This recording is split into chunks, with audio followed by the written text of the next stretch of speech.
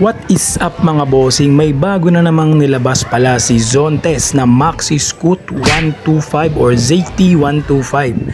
Napakaganda nitong Maxi Scoot na to at ngayon ngang 2024 napakadaming brand na naglalabas ng Maxi Scoot na parang para sa akin inspired ng X-Max 300 ng Yamaha. So nandyan yung malalaking katawan na scooter, very bulky tignan, tapos medyo mababa lang ang displacement. Pero grabe naman ang mga features at safety features tulad na lang netong Zontes 125M or Zontes ZT125M. Very sophisticated ang itsura nito at meron na rin mga gandang specs na pwedeng nang ilaban sa Philippine market, lalo na sa ganda at laki ng itsura niya. And meron na din tong dual channel ABS, 'di ba? So parang perfect to sa Philippine market, lalo na ngayon na napakadami naglalabasan na magagandang specs na scooter. Kung titignan mo yung front cowl nito or yung harapan nito na muka, halos kaparehas ng X-Max or may similarity sa X-Max Yamaha. Parang yung nilabas ng Bolt 150 ng Skygo. Ngayon ng 2024 sobrang dami nilang pagpipilian ng mga magagandang scooter sa market tulad na lang ng FKM, Bristol or QJ Motor na ATR 160, Bristol ADX 160 at Skygo Volt 150. Nandyan din si Kymco na KRV 180 at yung Dink R 150. So halos kalimitan na lumalabas ngayon na Chinese brand na motorcycle is may pagkakahawig sa X-Max or medyo bulky or Maxi Scoot. Dahil parang yun na nga ang panibagong itsura ng mga scooter ngayon. Siyempre, hindi rin naman magpapahuli itong Zontes 125 na ZT or ZT-M na nilabas nila sa UK. Napakaganda rin ng itsura nito at napaka-bulky tignan. Parang pinaghalong Aerox at X-Max itong si Zontes ZT or ZT125M. So pag-usapan natin yung mga magandang specs nito para may idea na tayo. Naka-CNC aluminum cylinder na rin pala tong si Zontes at mataas ang battery rate na 12 amps parang big bike. Plus meron din tong twin USB charger for phone and dual channel Bosch ABS. And meron din itong tire pressure monitor system. Plus meron siyang Bosch EFI system and meron siyang malaking luggage capacity, kasya ang full face na helmet with electrical adjustment with shield. So yung konting specs na yun na sinabi ko parang panalo na agad tong si Zontes para sa 125cc category. Yung sa CNC machine cylinder niya okay yun. Plus yung dual channel ABS and yung tire pressure monitor sensor, 'di ba? So yung specs na yun panalo na agad yun sa category niya na 125cc. Siya lang ata ang may ganong specifications sa category na 125cc kung ilabas to sa Pilipinas. At naka TFT display na din po itong si Zontes ZT125M. Imagine niyo guys, naka TFT na to na may dalawang mode na sports mode and eco mode. Plus meron siyang themes or pwede mong palit-palitan yung screen mo or yung odometer sa TFT display na may 4 na choices. Kung ikukumpara mo ito sa mga 125cc scooter sa atin sa Pilipinas, sa kategory na 125, sobrang panalo ng specs nito.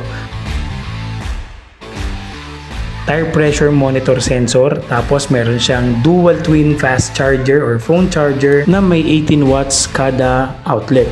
At idagdag mo pa nga dito yung high rate battery na meron itong si Zontes na 12 volts and 12 amps. Imagine niyo parang sa big bike na yung kanyang battery rate, 'di ba? Tapos malaki din nga pala ang fuel tank capacity nitong si Zontes. Akalain mo ba na ang isang 125cc ay merong 12 liters fuel tank capacity? Grabe, 'di ba? Ngayon pwede ka na magbagyo ng isang punuan lang ng gasolina dahil 12 liters itong 125cc na Zontes. Grabe! At ito pa ang isang malupit sa kanyang cooling system. Meron siyang twin radiator for more effective cooling system para sa mga long ride. Siyempre nga naman 12 liters yung capacity niya, so malamang ipapang long ride mo to. So kung ganon, meron siyang twin radiator for effective cooling system. Lupit! At idagdag pa natin yung all LED setup or orientation ni Zontes ZT125 scooter.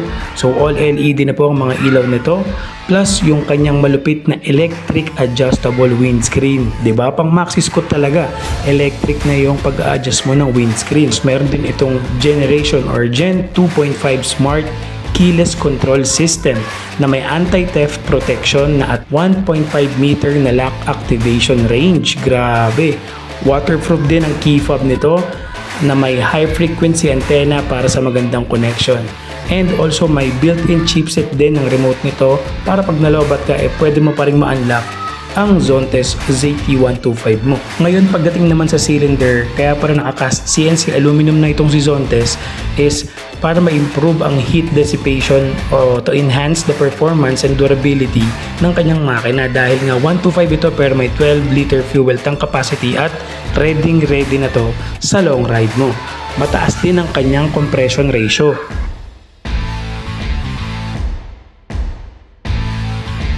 So grabe pala talaga ang specs nitong Zontes ZT125. Grabe yung punch ng specs na in-improve dito. Imagine niyo may tire pressure monitor system, mayroong dual channel ABS at may 12 liters fuel tank capacity para sa 125cc. Napakapanalo na nun.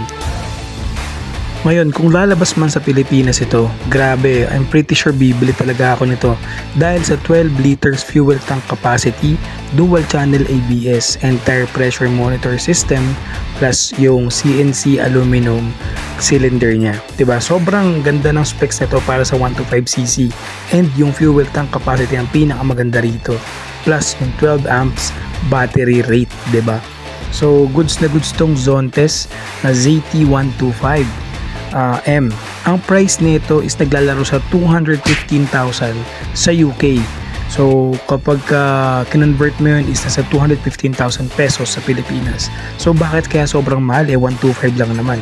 Dahil po sa mga specs na nilagay nila tulad na lang ng 12 liters fuel capacity, dual channel ABS, naka TFT display and 12 amps battery capacity, 'di ba? So damay mo pa dyan yung napakagandang anti-theft alarm na waterproof key fob and keyless smart key 2.5 generation netong Zontes 125.